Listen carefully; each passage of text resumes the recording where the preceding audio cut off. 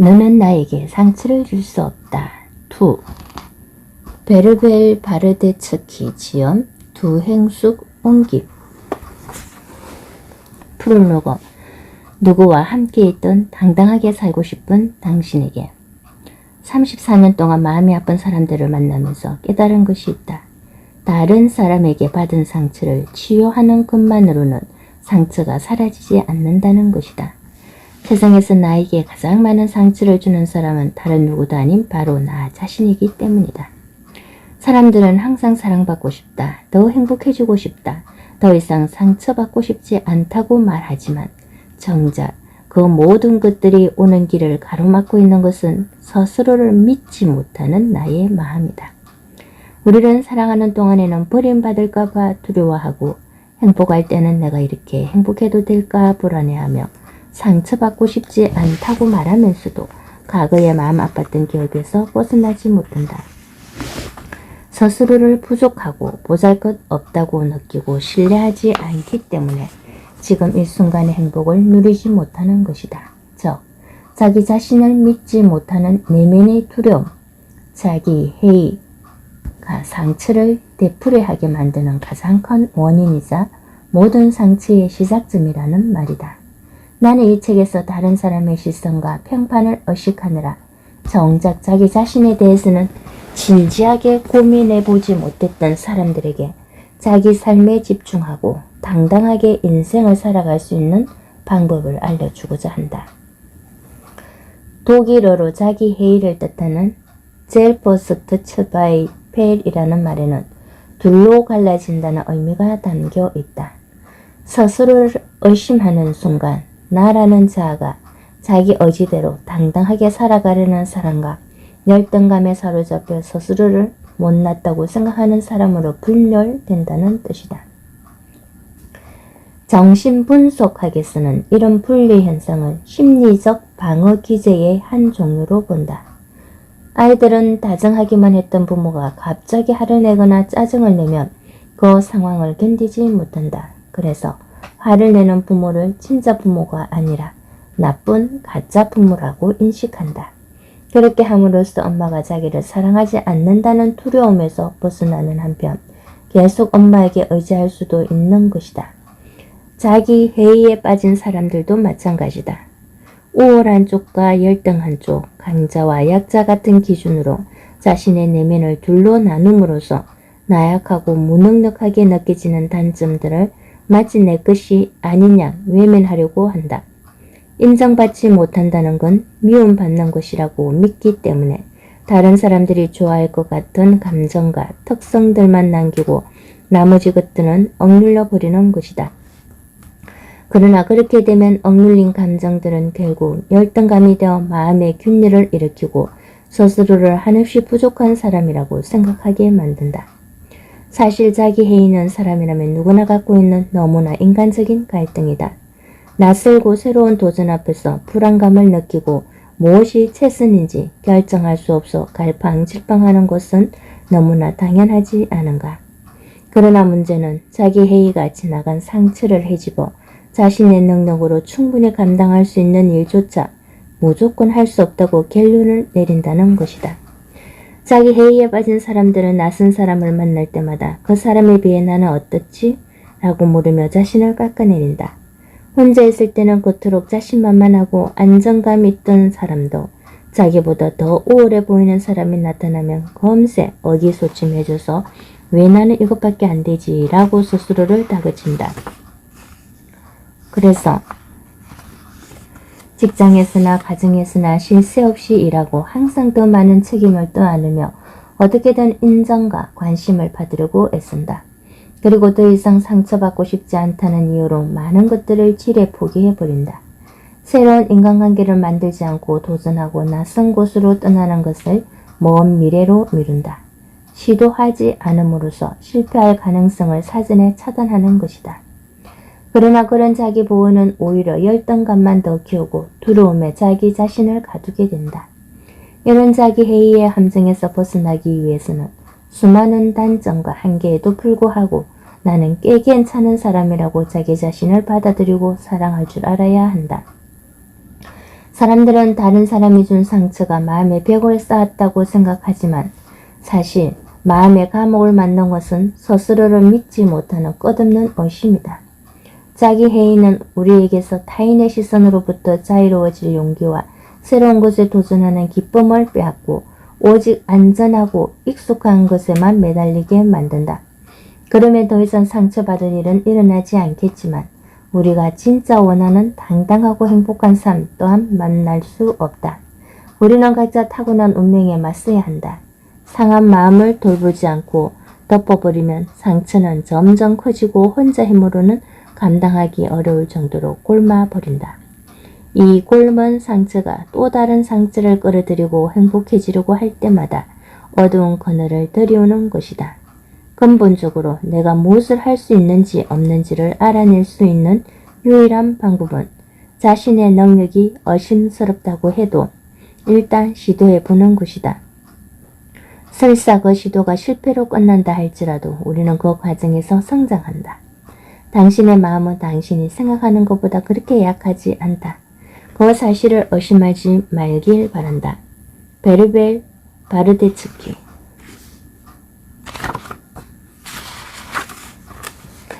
다른 아이가 먼저 걷기 시작했다고 주저앉는 아이는 없다. 행복하기만을 바란다면 쉽게 이룰 수 있을 것이다. 그러나 우리는 언제나 다른 사람보다 더 행복하기를 바라기 때문에 행복해질 수 없다. 샤를 드 몽테스키웨. 한때 내 모든 관심사는 왜 우리는 상처받는가 하였다. 왜 우리는 남들이 부러워할 만한 자리에 있으면서도 열등감을 느끼고 특별히 뚱뚱한 것도 아닌데 다이어트에 목을 매며 진정한 사랑을 찾아 헤매면서도 정작 사랑을 찾았을 때는 도망치려는 걸까? 34년이라는 짧지 않은 시간 동안 마음이 아픈 사람들을 만나 이야기를 나누면서 나는 상처라는 것이 모든 사람의 운명에 적어도 하나씩은 자리 잡고 있는 삶의 일부임을 깨달았다. 다만 어떤 사람에게는 지독한 첫사랑처럼 지워도 되살아나는 인생을 망가뜨리기도 하고 어떤 사람에게는 싱거운 풋사랑처럼 마음에 큰 흔적을 남기지 않고 지나갈 뿐이다. 분명한 것은 다른 누군가와 함께 살아가는 한 상처를 주고받을 수밖에 없으며 이겨내기 위해 끊임없이 노력해야 한다는 사실이다. 그러나 사람과 사람 사이에서 발생한 상처라고 해도 다른 사람과의 관계를 개선하는 것만으로는 바닥에 내동댕이 쳐진 자존감을 다시 일으켜 세울 수 없다. 지나간 상처에 계속 물을 주고 자라게 만드는 것은 다른 누구도 아닌 나 자신이기 때문이다. 마음의 상처는 단순 찰과상이 아니다.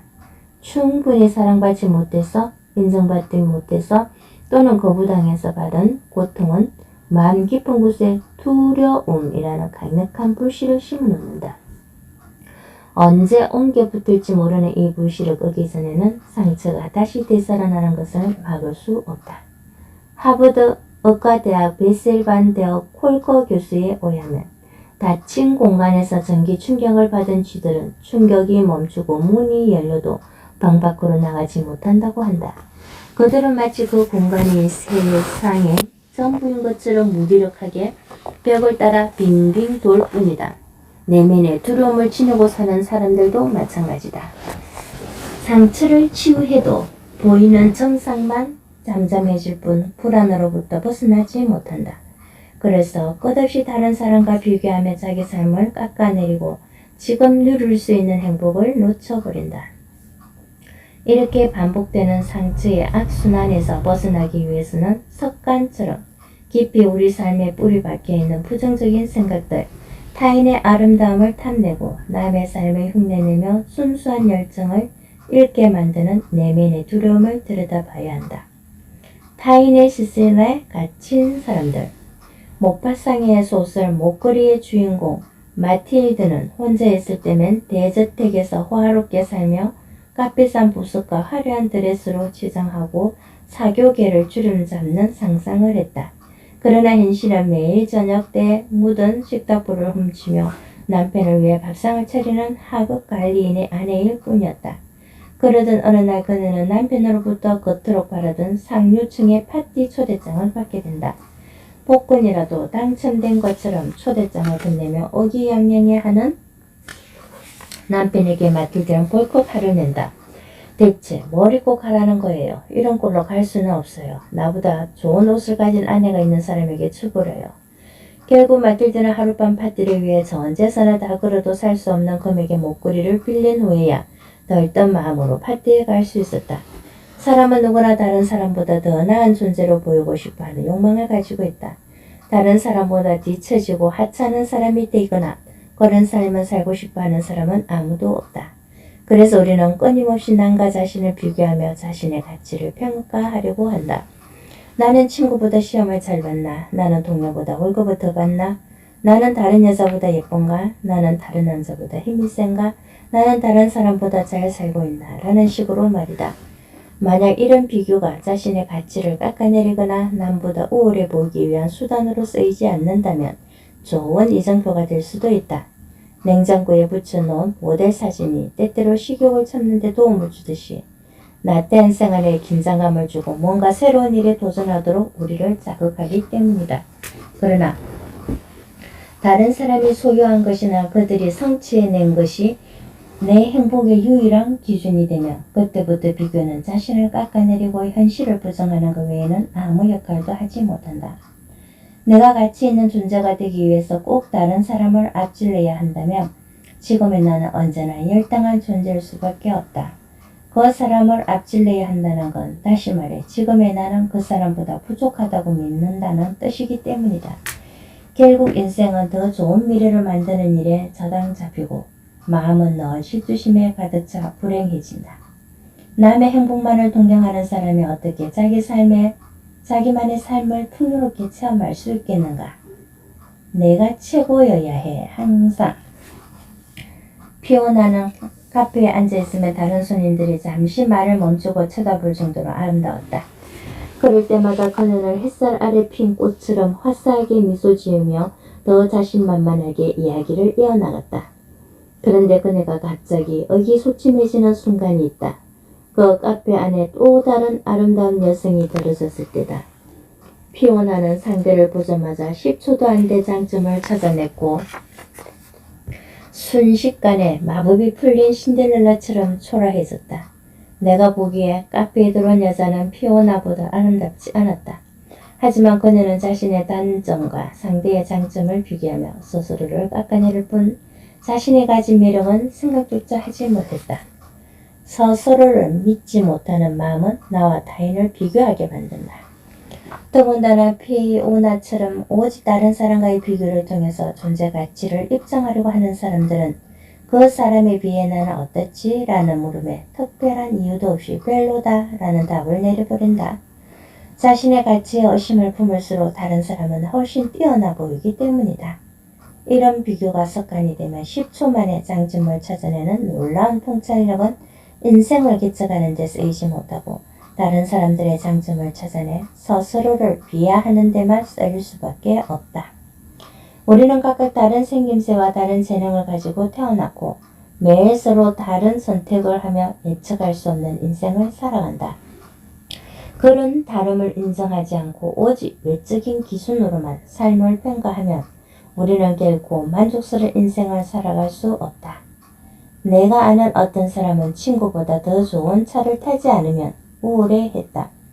그는 버는 돈의 대부분을 차를 바꾸는 데 썼지만 그렇다고 항상 행복하지는 않았다. 새 차가 주는 기쁨은 3개월도 안 가 시들해졌고 또 다른 친구가 더 좋은 차를 끌고 나타났기 때문이다.